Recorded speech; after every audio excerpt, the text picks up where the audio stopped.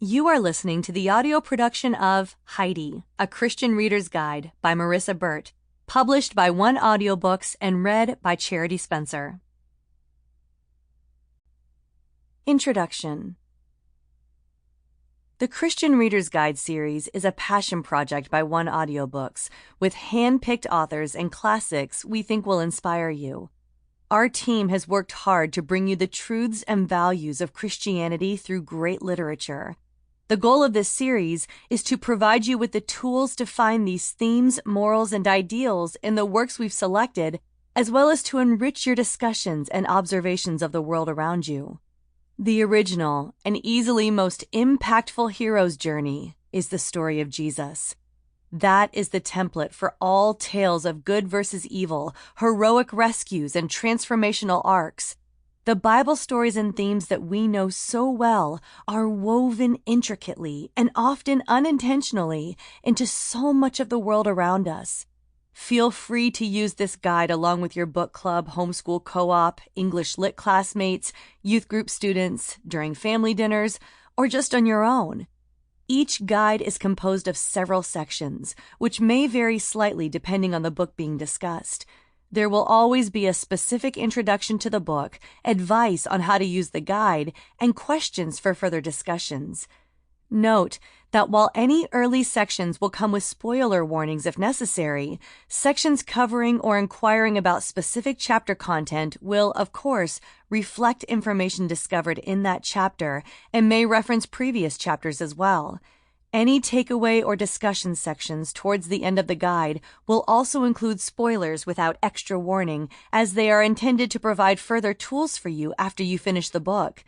Please note that these guides are by no means an exhaustive compilation of the wealth of information and inspiration each classic work contains. The authors of each guide were given creative liberty to explore the topics and themes of each book at their discretion, and we hope that by listening to them, you are inspired to dive even further into these books. Thank you for joining us on this adventure into further understanding and enjoying your favorite classic books, and for supporting this project. Why read children's classics? Classic books provide a feast for the imagination.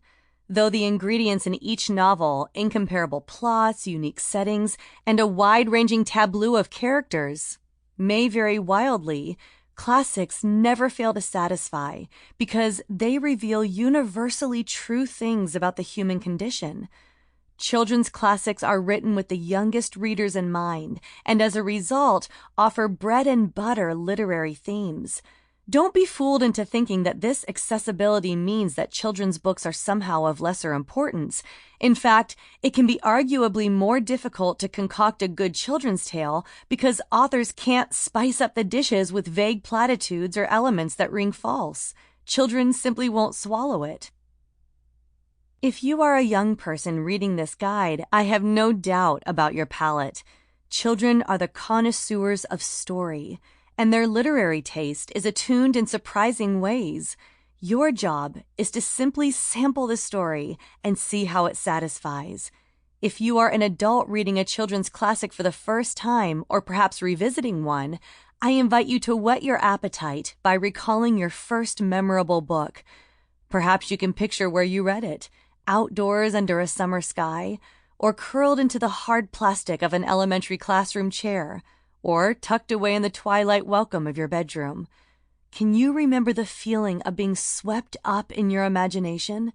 The fleeting sadness that arrived when you turned the final page? Stories impact us, both in the satisfaction they bring and the longings they stir. We engage our imagination to receive stories, and they in turn shape our imagination and our souls.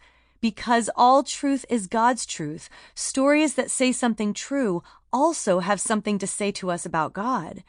The daunting task of writing a literary guide is to avoid the temptation to poke and prod a story with literary analysis in order to fashion it into an ideology or parsed out moral. Let's not do this here. Rather, let's approach classic novels as the banquets that they are. Instead of itemizing the recipes and weighing and measuring, dragging our fork across the Sample complete. Ready to continue?